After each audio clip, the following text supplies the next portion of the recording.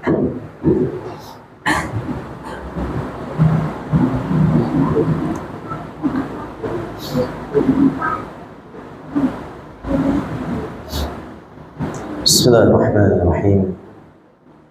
Assalamualaikum warahmatullahi wabarakatuh. Alhamdulillah hamdan katsiran thayyiban mubarakan fihi.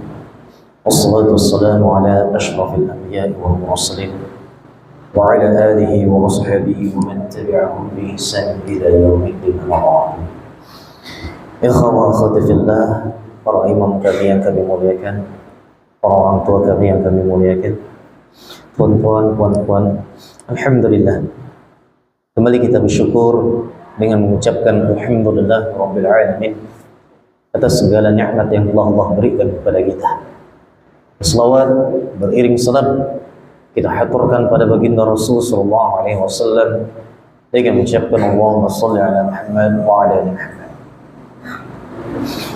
Ikhwan wa akhwati fillah, tuan-tuan, puan-puan yang saya muliakan, insyaallah pertama-tama mohon maaf jika sebelumnya waktu mendadak berubah bangetlah. Karena memang malam Ahad ini beberapa bulan ini sering terkadang kita absen karena ada beberapa hal, agenda-agenda yang mungkin tak dapat dilepaskan juga. Sehingga setelah berpikir panjang, insyaallah jadwal kita ubah di tahun ini, insyaallah setiap malam Selasa. Alhamdulillah, dan itu juga kemarin sudah dikonfirmasi dengan Ustaz Adi, Ustaz Rian juga, alhamdulillah disetujui oleh pengurus. Baik, insyaallah sesuai dengan janji kita. Pekan lalu kita sudah membahas tentang bagaimana kisah Ashabul Ukhdud, yang dimana kisah tersebut Allah abadikan di dalam Al-Quran.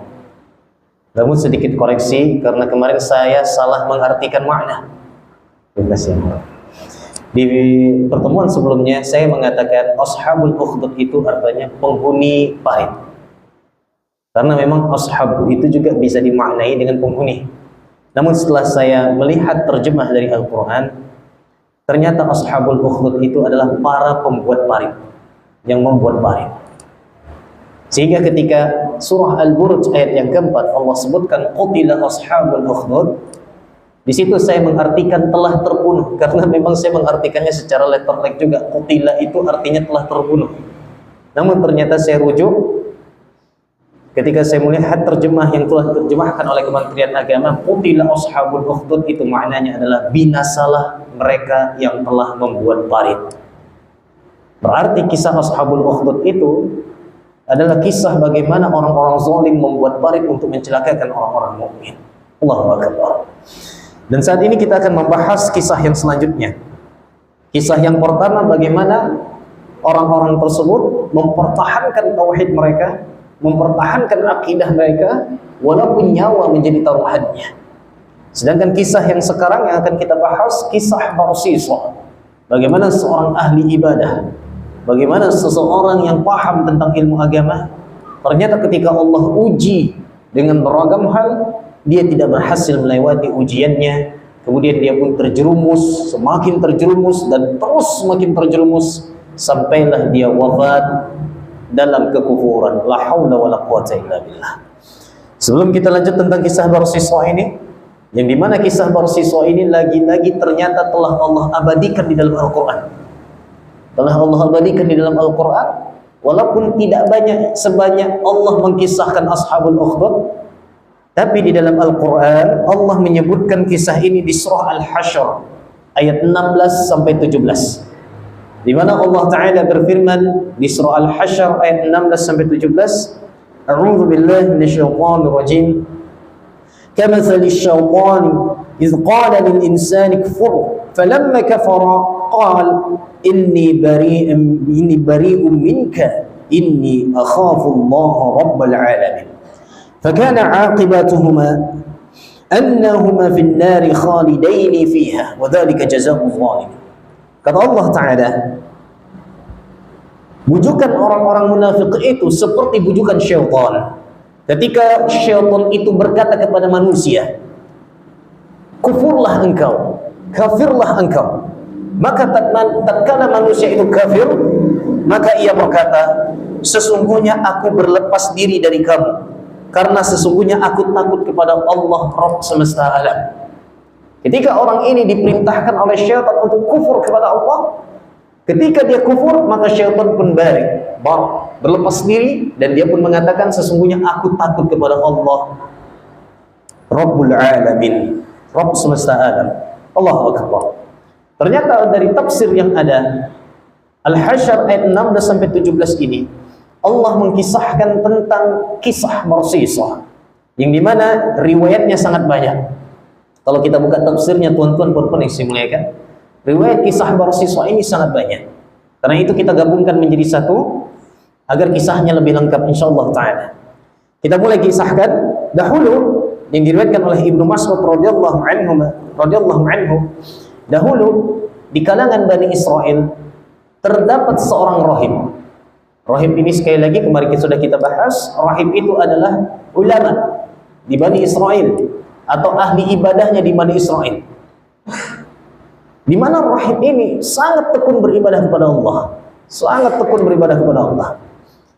Dia pun menghabiskan waktunya di dalam sawamah, di dalam tempat khusus ibadahnya. Suatu hari ada 4 orang kakak beradik, 3 laki-laki, 1 perempuan.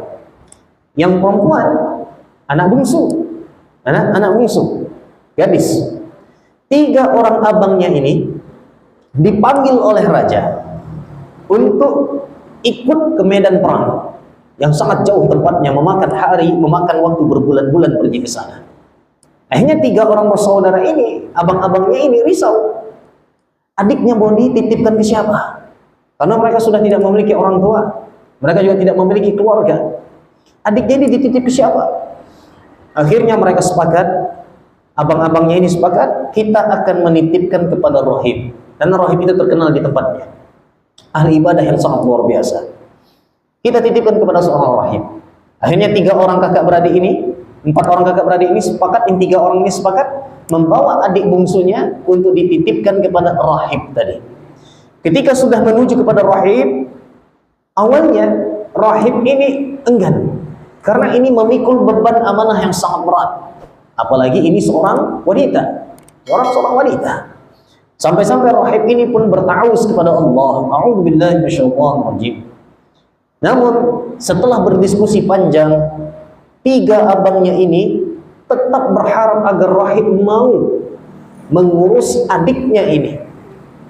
Akhirnya rahib pun sepakat dengan kesepakatan bahwa aku akan tinggal di tempat ibadahku, sedangkan adikmu akan aku tempatkan di seberang tempat ibadahku. Ada rumah kecil di seberang tempat ibadah rahib tersebut, ada rumah kecil, namun tidak terlalu jauh, tidak terlalu jauh. Sebagaimana mungkin bayangannya musola kita, kemudian seberang ruko itu, tak terlalu jauh. Allahu a'lam. Kemudian akhirnya ketiga saudara itu berangkat berperang. Tinggallah adik bungsunya sendirian. Namun tetap dirawat oleh rahib tersebut. Setiap hari sang rahib meletakkan makanan di depan pintu tempat ibadahnya, tidak di depan pintu rumah wanita tadi. Diletakkan di tempat depan pintu ibadahnya. Kelak nanti wanita tersebut akan keluar di rumahnya, menjemput makanan tersebut di tempat ibadah rahib tadi. Awalnya terbebas dari fitnah nampaknya, tetapi yang namanya syaitan tidak tinggal diam.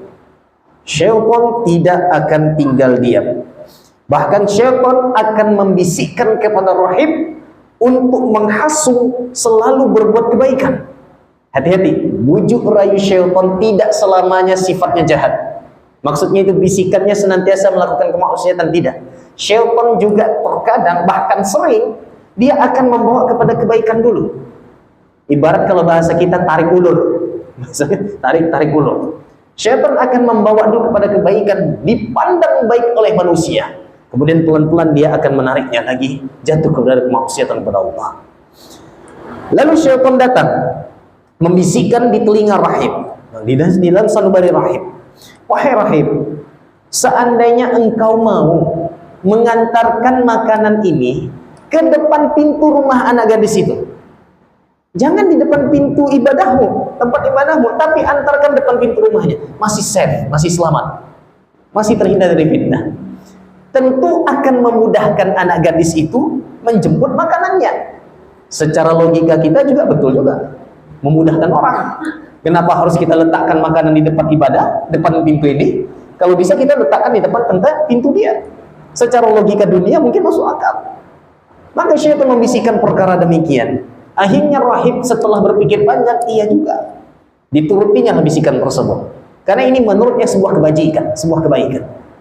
Akhirnya setiap rahib ini menghidangkan makanan, dia pun pergi ke depan pintu rumah anak gadis tadi. Diletakkannya di depan pintu rumah tersebut. Kemudian dia pulang lagi.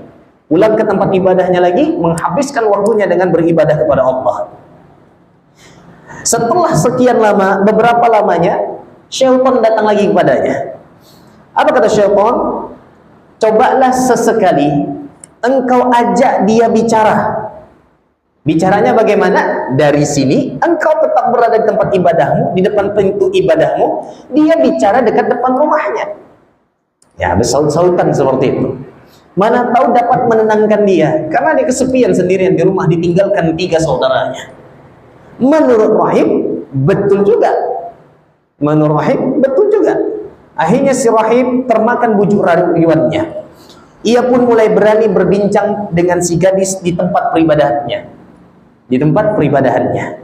Waktu pun terus berlalu. Seperti itu terjadiannya terus. Tiba-tiba syaitan datang lagi.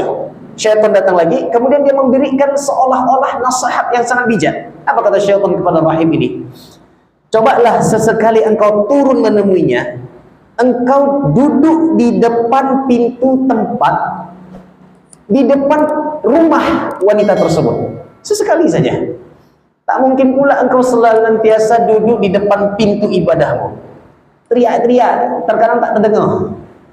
Kenapa tidak engkau pergi di depan pintu rumah dia saja? Dia bicara di sebalik pintu, wanita itu berada di rumah, engkau bicara di luar. Mana tahu lebih menenangkan hatinya karena kehadiranmu. Akhirnya rahib pun termakan rayuan syaitan ini. La haula wala quwwata illa billah. Dan hal ini berlangsung lama. Syaitan datang lagi menemui rahib tadi. Kemudian dia pun berkata, kenapa engkau tidak masuk saja ke dalam rumah wanita tersebut?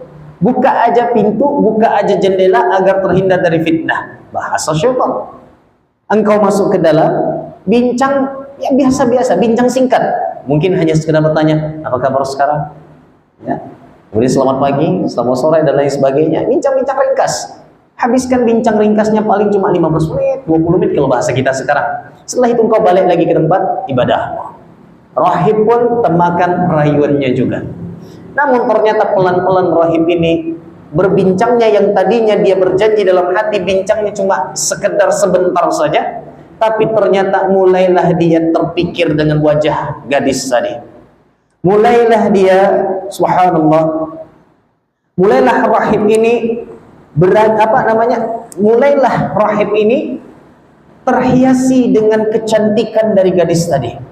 Akhirnya yang tadinya biasanya dia banyak menghabiskan waktu ibadahnya di tempat ibadahnya, sekarang dia lebih banyak menghabiskan waktu berbual-bual dengan anak gadis tersebut. Bahkan menghabiskan waktu setengah hari. Ketika dia pulang untuk beribadah kepada Allah, ibadahnya mulai tidak khusyuk. Karena kenapa? Syaitan menghiasi wajah indah dari wanita tersebut. La haula wala quwwata illa billah. Kalau bahasa kita sekarang, kasmaran. Kasmaran itu windu, kasmaran, Allahu Akbar. Mulailah terbayang wajah wanita tersebut. Lambat laun mulailah si rahib, kalau bahasa kita PDKT. PDKT, mendekati sang wanita tadi. Akhirnya mulailah dia memberikan kepedulian yang lebih dalam lagi. Dan pelan-pelan mulailah rahib ini memegang tangan wanita tersebut. Bahkan dalam riwayat ini menyebutkan, mohon maaf, sampailah dia melakukan hal yang tidak patut untuk dilakukan oleh seorang rahib kepada wanita ini. Pada akhirnya ternyata si wanita ini hamil akibat dari perbuatan tadi. Pada akhirnya wanita ini hamil. si rahib melakukan dosa besar. La haula wala quwwata illa billah. Insyaallah tuan-tuan puan-puan tahu apa dosanya. Tak saya sebutkan karena kenapa? Ada masih anak-anak sini. Masih ada anak-anak. Allahu akbar. Jadi ternyata sang rahib melakukan dosa Z tadi. Kemudian ternyata wanita ini hamil. Ketika hamil, maka si rahib ini sebagai bentuk pertanggungjawabannya, dia pun semakin intens merawat anak gadis ini. Abang-abangnya belum pulang lagi karena perjalanan dulu pakai jalan kaki.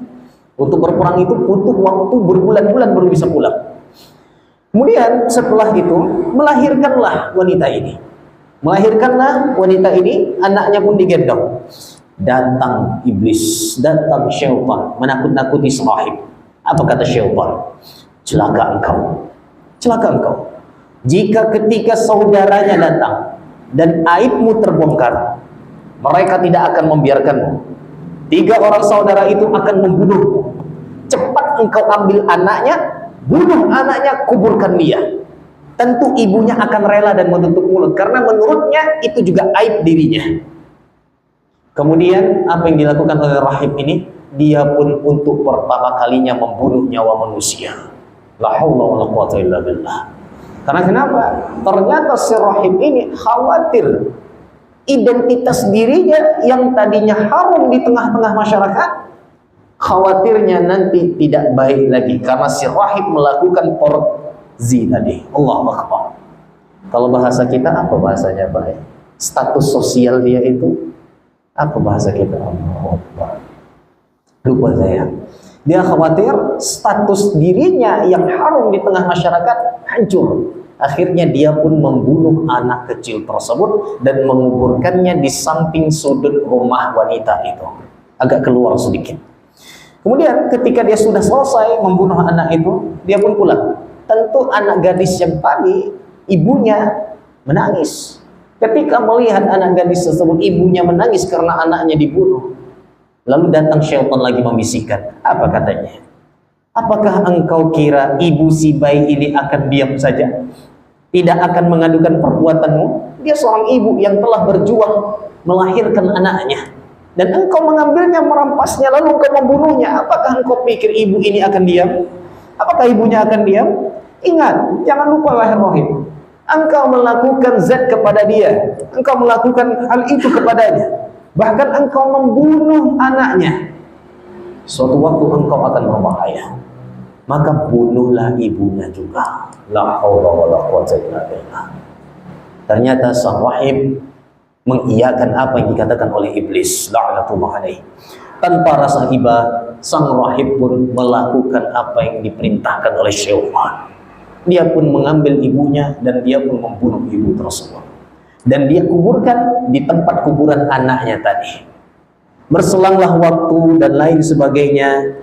Kemudian rahib pun kembali menekuni rutinitasnya sehari-hari sebagai penasehat umat. Kemudian dia beribadah di tempat ibadahnya dan lain sebagainya. Waktu pun berlalu begitu lama. Akhirnya 3 saudaranya ini sudah pulang dari medan jihad, medan perang. Dan tentu dia tidak sabar untuk bertemu dengan adik bungsu satu-satu mereka. Satu-satunya. Perempuan pula lagi. Tentu rasa rindu ini ingin diungkapkan. Akhirnya ketika sampai ke tempat peribadatan sang rahib, maka rahib pun mulai berakting, berdrama, sedih, dan dia mengatakan kepada 3 orang laki-laki tadi, sembari mengatakan, adik kalian sakit di tengah-tengah masanya. Kemudian dia pun meninggal.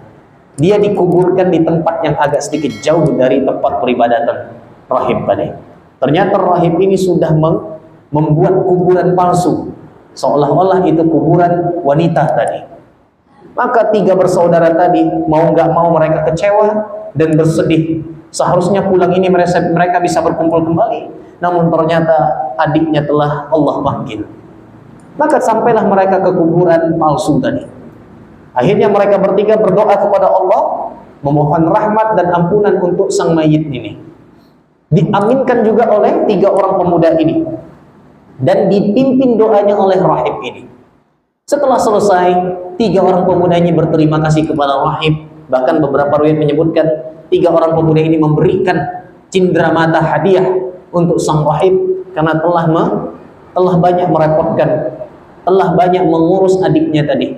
Akhirnya mereka pulang ke tempatnya. Suatu malam, ketika mereka tidur, salah seorang di antara 3 orang laki-laki tadi bermimpi. Ternyata didatangi oleh iblis dalam mimpinya. Apa kata iblis? Dusta dia. Apakah engkau percaya dengan rahib itu? Sebenarnya rahib itu telah melakukan perbuatan yang tidak elok kepada wanita adikmu. Bahkan ia sempat melahirkan seorang anak. Akan tetapi sang rahib membunuhnya dan membunuh ibunya juga. Ia mengubur keduanya di belakang pintu arah rumah tadi. Coba kalian cek ke sana. Lalu setelah ya salah seorang dari abangnya ini bangun, dia pun lama terpikir, ini mimpi apa? Kemudian ketika sudah waktu agak siang, maka sang abang pun ingin menceritakan mimpinya kepada sang adiknya yang berdua. Sembari masih ragu, malam tadi aku bermimpi dengan mimpi yang sangat luar biasa. Apakah layak aku ceritakan atau tidak? Maka dua adiknya sepakat mengatakan, ceritakan kepada kami. Akhirnya sang abang menceritakan tentang kejadian tersebut, tentang bagaimana syaitan datang ke dalam mimpinya. Dan luar biasanya, adiknya yang berdua pun mengatakan, kami juga bermimpi hal yang sama. Allahu Akbar. Kami juga bermimpi hal yang sama. Sampai di sini kisahnya, ternyata syaitan mampu untuk membuat rencana-rencana jahatnya. Karena itu dia juga bisa menghancurkan seorang muslim melalui mimpi. Jadi hati-hati tuan-tuan puan-puan yang saya muliakan. Mimpi seorang muslim itu hanya bunga tidur saja. Hanya bunga tidur saja. Jangan sering terlalu memikirkan tentang permasalahan mimpi. Kita lanjutkan. Akhirnya mereka pergi bertiga sepakat. Mereka bertiga sepakat untuk pergi kembali lagi ke tempat rumah di mana adiknya dulu dititipkan. Sesuai dengan mimpi itu, bahwa katanya jenazah adiknya bersama anaknya itu berada di dekat sudut belakang rumah. Tanpa pengetahuan rahib, mereka pun menggali tempat tersebut dan ternyata benar. Mereka menemukan jasad adiknya bersama anaknya. Allahu Akbar. Akhirnya mereka pun murka. Mereka tangkap rahib tersebut dan mereka adili bersama dengan raja. Mereka bawa kepada raja. Akhirnya raja pun menghukum mati sang rahib. Sebelum ketika hukuman sedang dipersiapkan, si rahib ini sendirian. Raja belum datang untuk mengeksekusinya. Dia di penjara. Rahib ini didatangi sesosok laki-laki. Ternyata sosok laki-laki ini adalah iblis yang menyamar. Dan ini memang betul, syaitan itu bisa berubah menjadi manusia untuk menyamar, untuk mensesatkan manusia. Akhirnya iblis ini berubah bentuk menjadi seorang manusia. Dan dia pun berkata kepada rahib, kau tahu kawan, akulah yang telah menghasutmu hingga engkau terpedaya olehku. Engkau menzinahinya dan membunuhnya beserta anaknya. Kalau engkau mau mentaatiku, kufur dengan Allah, kufur kepada Allah dengan bersujud kepadaku, aku akan membebaskanmu. Ternyata apa yang dilakukan oleh rahib ini? La haula wala quwwata illa billah. Akhirnya dia mengangguk dan dia pun bersujud kepada iblis tadi. Bersujud kepada manusia. Yang manusia ini manusia jadi-jadian. Bersujud dia kepada iblis. Ternyata ketika dia sudah bersujud kepada iblis, tak disangka syaitan pun berkata dengan ayat yang tadi, sungguh aku berlepas diri dengan apa yang engkau lakukan, dan aku takut dengan Tuhan Rabb semesta alam. Dia pun meninggalkan rahib tadi. Akhirnya raja pun datang mengeksekusi dirinya. Mengeksekusi dirinya. Dan dia pun wafat dalam kondisi kufur kepada Allah SWT. Jadi tuan-tuan yang saya muliakan, kembali kepada pembahasan kita pekan lalu. Ketika keimanan seorang hamba itu sangat tinggi, tentu ujian yang akan Allah berikan pun juga sangat tinggi. Bagi mereka yang selamat dengan keikhlasan di dalam hatinya, sekali lagi dengan keikhlasan di dalam hatinya, maka Allah akan menyelamatkannya dari godaan-godaan syaitan dan Allah akan memudahkannya melalui ujian yang berat. Sehingga ketika dia berhasil melalui ujian yang berat ini, derajatnya akan Allah naikkan ke tingkat yang lebih tinggi dan ketakwaannya akan Allah tambahkan di dalam hatinya. Namun kalau dia tidak berhasil dengan ujian tersebut, kemudian dalam beribadatannya kepada Allah keikhlasannya itu sangat kurang, maka dikhawatirkan dia akan lebih banyak jatuhnya, akan lebih banyak dia tergoda dengan godaan syaitan. Jadi apa hikmah dari kisah ini? Yang pertama, yang harus kita pahami adalah syaitan senantiasa memusuhi umat manusia sampai akhir zaman. Karena itu tidak ada istilah orang berteman dengan jin. Tidak ada istilah orang berteman baik dengan bangsa jin. Yang namanya syaitan, yang namanya jin muslim, itu tidak akan pernah mau mengganggu kehidupan manusia. Karena itu ketetapan dari Allah. Sedangkan orang-orang jin-jin yang berteman dengan bangsa manusia, kebanyakan adalah jin-jin manusia, jin-jin jahat. Para syaitan, la haula wala quwwata illa billah. Bayangkan bagaimana iblis dulunya menolak bersujud kepada Nabi Adam alaihissalam. Maka Allah mengusirnya dari langit. Allah pun berfirman di surah Sad ayat 77-78. Qala fakhruj minha fa innaka rajim wa inna 'alaika la'nati ila yaumiddin. Maka keluarlah engkau dari surga. Sesungguhnya engkau adalah orang yang terkutuk. Sesungguhnya kutukanku tetap atasmu sampai hari pembalasan. Lalu iblis menjawab. Bayangkan, iblis berani menjawab Allah. Iblis berani menjawab Allah dan menantang Allah. Apa kata iblis? Di surah Al-A'raf ayat 14-15. Qala, iblis menjawab, anzirni ila yaumi yub'atsun. Wahai Allah, beri tangguhlah umurku sampai hari kebangkitan. Artinya panjangkan umurku.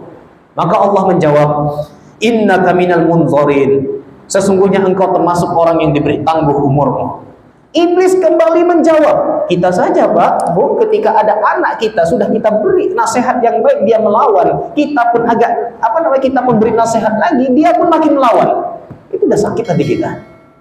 Ini iblis melawan Allah. Apa kata iblis kembali? Qala, iblis menjawab, Al-A'raf 16-17. Fabima aghwaytani la'aqudanna lahum siratakal mustaqim. ثم لأتينهم من بين أيديهم ومن خلفهم وعن أيمانهم وعن شمائلهم ولا تجد أكثرهم شاكرين. Apa kata iblis? Ya Allah, karena engkau telah menghukum saya tersesat, saya akan betul-betul menghalangi mereka dari jalan engkau yang lurus. Keturunan Adam itu akan aku halangi dia dengan dari jalan yang lurus.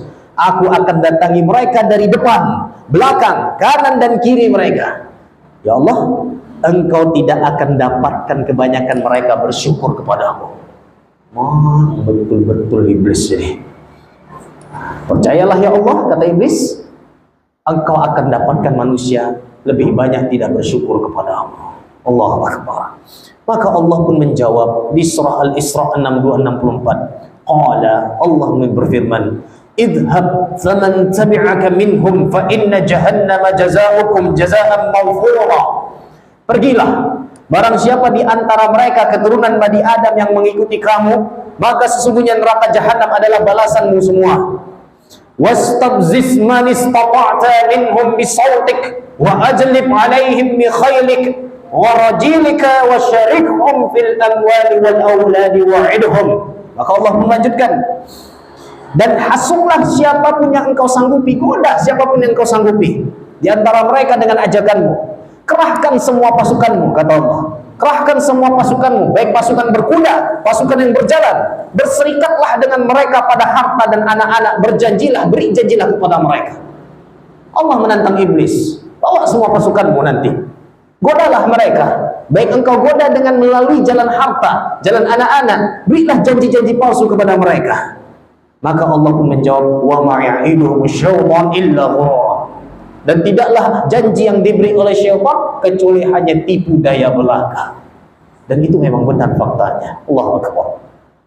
Hikmah yang kedua, Allah telah memperingatkan manusia dari tipu daya syaitan. Allah Ta'ala berfirman di surah An-Nur ayat 21. Ya ayyuhalladzina amanu la tattabi'u khutuwatis syaitan wa may yattabi' khutuwatis syaitan fa innahu ya'muru bil fahsya'i wal munkar. Wahai orang-orang yang beriman, janganlah engkau mengikuti langkah-langkah syaitan. Sesungguhnya siapa yang mengikuti langkah syaitan, syaitan itu hanya menyuruh kalian mengerjakan perbuatan keji lagi munkar. Dalam ayat lain lagi Allah menyebutkan An-Nisa 119. Apa kata Allah Subhanahu wa taala? Wa may yattakhidhish syaitana waliyyan min dunillah faqad khasira khusranan mubina. Barang siapa yang menjadikan syaitan sebagai pelindung selain Allah, maka sungguh ia akan menderita dengan kerugian yang nyata. Banyak ayat telah Allah memperingatkan kepada kita, termasuk orang-orang yang datang kepada jin, memberikan sesembahan atau misalnya istilahnya sedekah-sedekah kepada bangsa jin agar mereka terhindar dari bala. Ini sama seperti mereka meminta perlindungan kepada bangsa jin. La haula wala quwwata illa billah. Kemudian Allah juga menyebutkan di surah Fatir ayat 6, "Inna syaitana lakum aduwwun fattakhidhuhu aduwwa." Sesungguhnya syaitan itu musuh kalian, jadikan mereka musuh. Sesungguhnya syaitan itu musuh yang nyata bagi kalian, maka jadikan mereka musuh. Innama yad'u hizbahu liyakunu min ashabis sa'ir. Karena syaitan itu akan mengajak golongan mereka supaya mereka menjadi penghuni neraka yang menyala-nyala. Dalam ayat lain juga Allah menyebutkan, ya'iduhum wa yumannihum. Syaitan itu memberikan janji-janji kepada mereka, membangkitkan angan-angan kosong mereka. Seperti contoh orang-orang yang menunda bertaubat, seolah-olah umurnya akan panjang. Dia berangan-angan karena umurnya masih 20 tahun, 22 tahun, 23 tahun, 24 tahun, masih muda. Umurku akan panjang nantinya. Ternyata itu adalah akibat dari bisikan syaitan. Syaitan akan membuatnya berangan-angan agar melupakan akhirat. Dan itu banyak terjadi di kalangan muda kita. Ketika kita menasihatkan dengan beragam hal, bahkan puan-puan mungkin sudah merasakannya, bagaimana memberikan nasihat kepada orang-orang muda. Lalu mereka kebanyakan mengatakan, kami mau have fun dulu, kami mau menikmati masa muda dulu. La haula wala quwwata illa billah. Padahal sekarang sudah banyak saksinya, datanya sudah ada. Kebanyakan sekarang yang wafat itu banyak di usia muda dibanding usia tua. La haula wala quwwata illa billah. Kemudian ketika mereka mempercayai angan-angan tersebut, ketika mereka mempercayai janji-janji syaitan tersebut, maka Allah pun menyebutkan yang ayat ini pernah kita sampaikan sebelumnya, di mana Allah Ta'ala berfirman, wa qala syaitan, berkatalah syaitan, walamma qudiyal amr, ketika hisab sudah selesai, ketika perhitungan sudah selesai, manusia ini banyak menyalahkan syaitan. Karena manusia ini berkata, ya Allah, aku tidak ada niat untuk bermaksiat kepadamu, tapi syaitan inilah yang terus membisikkan aku. Salahkan dia ya Allah. Maka syaitan membela diri. Innallaha wa'adakum wa'adal haq. Wahai manusia, Allah telah memberikan, sesungguhnya Allah telah menjanjikan kepadamu janji yang benar. Wa'adal haq wa wa'adtukum fakhlaftukum. Dan aku juga memberikan janji kepadamu, namun janji tersebut aku ingkari. Wa ma kana li 'alaikum min sultanin illa an da'awtukum fastajabtum li. Aku ini enggak bisa memaksamu. Aku ini enggak ada kekuatan untuk memaksamu agar engkau berkufur kepada Allah. Tapi aku hanya sekedar membisikkanmu dan engkau mengaminkan bisikanku. Fala talumuni wa lumu anfusakum. Jangan salahkan aku, salahkan dirimu sendiri. Hujjah syaitan. Allahu akbar. Rasulullah sallallahu alaihi wasallam bersabda tentang kisah yang mirip juga, Bapak Ibu yang saya muliakan. Kisah yang mirip bagaimana ada orang yang juga masuk neraka hanya gara-gara seekor lalat dan masuk surga hanya gara-gara seekor lalat juga.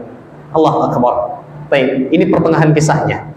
Kata Nabi sallallahu alaihi wasallam, dakhala al-jannata rajulun fi dhubabin wa dakhala an-nara rajulun fi dhubabin. Ada kisah seorang yang masuk surga karena seekor lalat, dan ada juga kisah seseorang yang masuk neraka karena seekor lalat. Ini satu kisah. Kemudian Nabi SAW menceritakan. Para sahabat bertanya, wa kaifa dzalika ya Rasulullah? Bagaimana kejadiannya wahai Rasulullah? Maka Rasulullah menceritakan, marra rajulani ala qaumin lahum sanamun la yajuzuhu ahadun hatta yuqarriba lahu syai'an. Ada dua orang musafir berjalan melewati sebuah kaum. Dia melewati sebuah perdesaan. Kalau mau lewat di tempat tersebut, mereka dicegah. Kalau ingin tetap lewat, kurbankan sesuatu untuk persembahan kami. Jadi ketika mereka kalau mau selamat lewat dari tempat tersebut, kurbankan dulu sesuatu untuk sesembahan kami. Maka faqalu la ahadihima, berkatalah salah seorang dari penduduk desa itu kepada kedua orang tadi, qarib, kurbankanlah sesuatu untuk kami, untuk sesembahan kami. Qala laisa inni syai'un uqarrib. Maka berkata salah seorangnya, kami tak punya sesuatu untuk dikurbankan. Kami tak punya kambing, tak punya unta, tak punya sapi dan lain sebagainya. Kami nggak mau apapun. Maka qalu lahu, berkatalah salah seorang dari antara penduduk desa, qarrib walau dzubaban. Tetap engkau berkurban, tetaplah engkau menyembahkan sesuatu kepada kami walaupun hanya seekor lalat. Faqarraba dzubaban fakhallu sabilahu fadakhala an-nar. Maka salah seorang di antara dua orang tadi mencari lalat, kemudian dia korbankan untuk sesembahan orang desa tadi. Maka kata Nabi, dia masuk neraka. Karena kenapa? Tauhidnya sudah dia gadaikan. Yang kedua, datang lagi ke orang desa ini kepada yang kedua. Maka yang pertama tadi udah boleh jalan karena dia sudah berkorban untuk sesembahan mereka. Penduduk desa datang kepada yang kedua. Kalau engkau ingin lewat, sembahkan sesuatu untuk sesembahan kami. Maka yang kedua ini, ma kuntu la uqarriba li ahadin syai'an dunallah. Aku tidak akan mengorbankan sesuatu kecuali hanya untuk Allah. Aku tidak akan berkorban sesuatu kecuali korbanku hanya untuk Allah saja. Maka yang satu ini dibunuh dan dia masuk surga. Allahu Akbar. Masuk surga karena seekor lalat dan masuk surga karena seekor lalat. Masuk neraka karena seekor lalat. Allahu Akbar. Jadi perihal tauhid ini memang sangat luar biasa, tuan-tuan perempuan yang saya muliakan. Hikmah ibrah dari kisah bersiswa tadi adalah tentang bahayanya zina. Kita sebut saja langsung tentang bahayanya zina. La haula wala quwwata illa billah. Karena itu Nabi sudah dari 14 abad yang lalu mengingatkan kepada kita. Apa kata Nabi sallallahu alaihi wasallam?